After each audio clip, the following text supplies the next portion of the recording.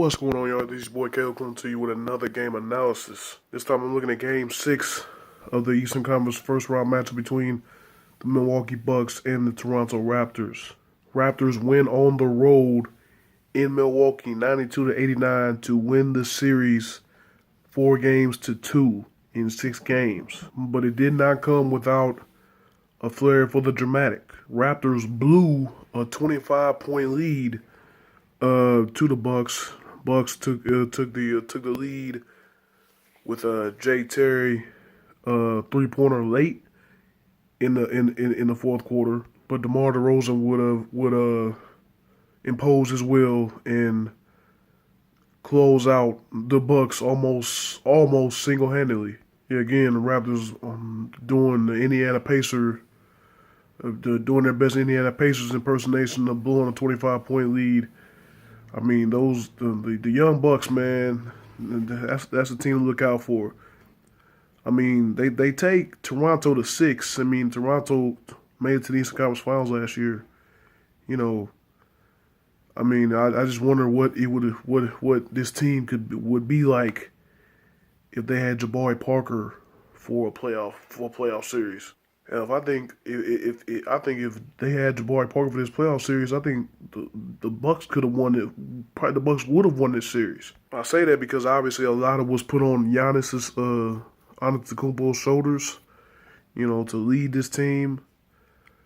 I mean, but he did get help from Malcolm Brogdon, Tony Snell. I'm sorry, not Tony Allen, Tony Snell. I mean, but you just imagine if Parker was still on that team. You know, another perimeter threat. You know, you having both of those guys on the floor at the same time. That would have been a hell of a nightmare for Toronto. Again, Parker suffering another torn ACL early in the regular season. But yeah, obviously, Milwaukee was again led by Antetokounmpo. 34 points, 9 rebounds, and 3 assists. Shot 13 of 23 from the field. Now, Antetokounmpo had a chance to tie the game late because the Bucks had fouled DeRozan when they were down. What was that? Down by 1. Excuse me, no, they were down by 2 because Terry hit another big. Jay Terry hit another big 3. They were down by 2. DeRozan went to the line and he missed one. I think this was like with about 15 seconds left.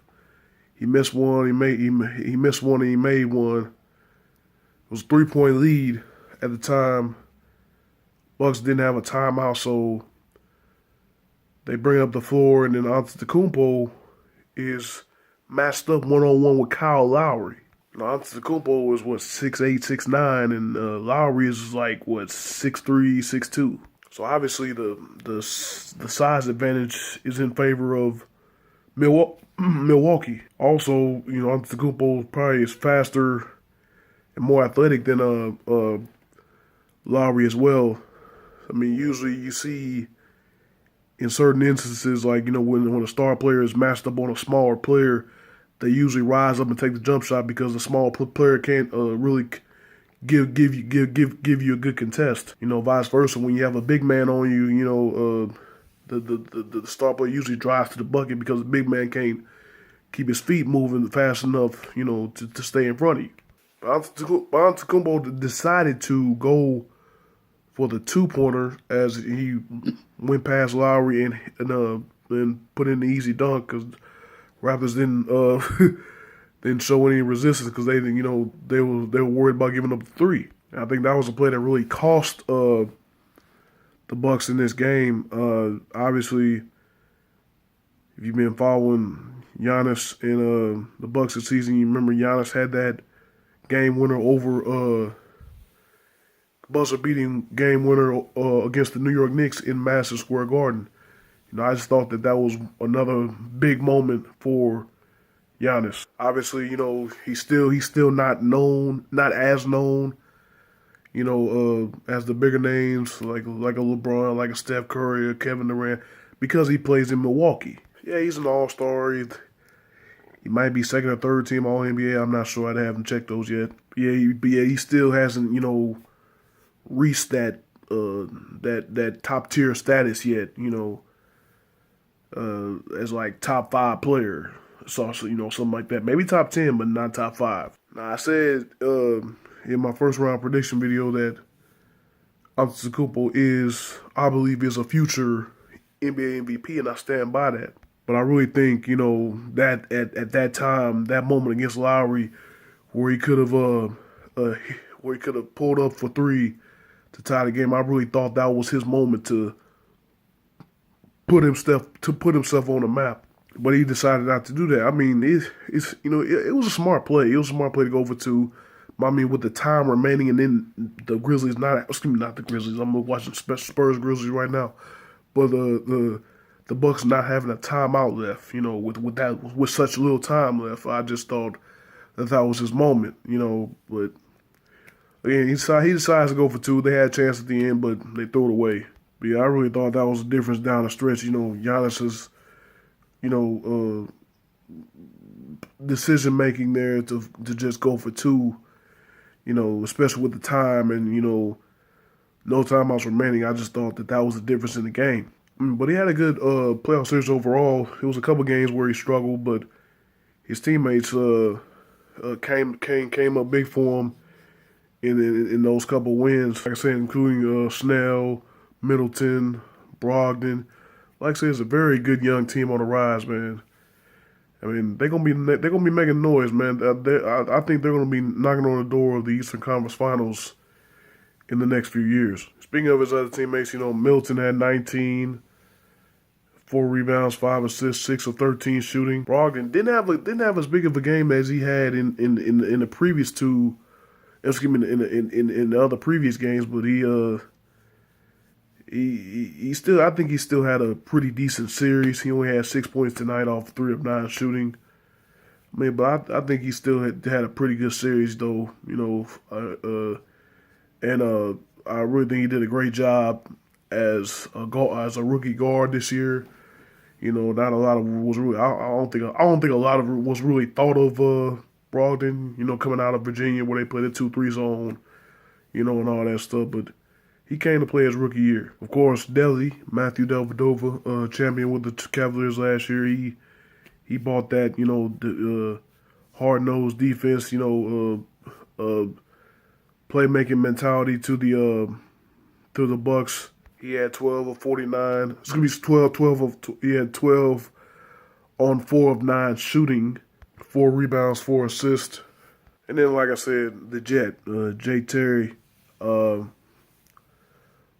2011 champion with the Mavs, I mean that exuberant, disposition with himself, always hype, always getting his teammates hype, always getting the crowd hype, and always hitting big time threes like he did down the stretch to give the Bucks the lead, and then also bring the Bucks within 2 when they were down by 5.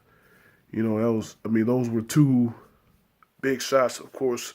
Shots were that, he's used to making in his career. Then you look at the other side for Toronto, it was all DeMar DeRozan. 32 points on 12 of 24 shooting. Like I said, just really dominating down the stretch. Like I said, I really didn't pay attention to the game until down the stretch. I was too busy watching the NFL draft. Yeah, didn't hit a 3 in this game, but he was 8 of 9 from the free throw line, so that was almost just as good. I mean, his backcourt teammate Kyle Lowry, it might be that injury that he was coming off of at the end of the year. But he was 5 of 9 shooting, so that wasn't too bad. But I still think I know they can get a lot more out of Lowry. Because they go on to face Cleveland now, so like I said, Cleveland beat them in the East Conference Finals last year, so they're definitely going to have Lowry step up, and be that guy to back up DeRozan, if they have any hope of even coming close to beating Cleveland. Ibaka also struggled. He only had 7 points this year, and he took 7 shots to get it. He had 11 rebounds though, but again, a matchup against Cleveland is what they bought. Is what they bought Serge Ibaka in for. That's why they gave up their young, talented guy Terrence Ross and traded him to the who's he with, the Magic? I forgot. Yeah, this is the series that Toronto bought Serge Ibaka in for to fight with Tristan Thompson on the boards. That's gonna be a hell of a matchup. I mean, it was a hell of a matchup last year with what's his name? I can't forget it. Keep forgetting his name. Bismack Biyombo. Yeah, that was a battle of attrition right there, man, between those two. And the Cleveland series is where again is where Ibaka's gonna have to step up as well. So DeRozan's two stars, Lowry and Ibaka, are really gonna be needed to even have a chance to win 2 games against Cleveland. The bench of the Toronto really didn't give you that much. They didn't really give much. Valanciunas had 6 points, 5 rebounds. Joseph, who had a big 3 when Toronto was up by 1 possession, they double teamed DeRozan and they passed it around, and where Joseph was just wide open in the corner, and he knocked down a huge 3-pointer, kind of the iced the game away as well. In the late seconds. But yeah, man. Again, Toronto wins the series in 6, 92-89 over Milwaukee. Like I said, Milwaukee is a team on the rise.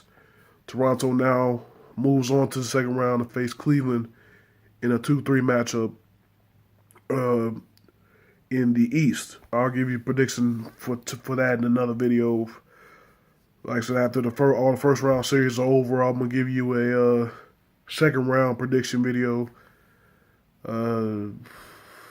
Maybe sometime this weekend, probably, because I'm pretty sure that's when all these are going to be official. That's when all the first rounders are going to be officially over, with the exception of maybe 1 or 2 game 7s. But thank you guys for watching, man. I appreciate y'all so much. And for anybody watching this video, I wish you nothing but positive vibes only. Again, thank you so much for watching. I appreciate the support, and I'm going to see you in the next video.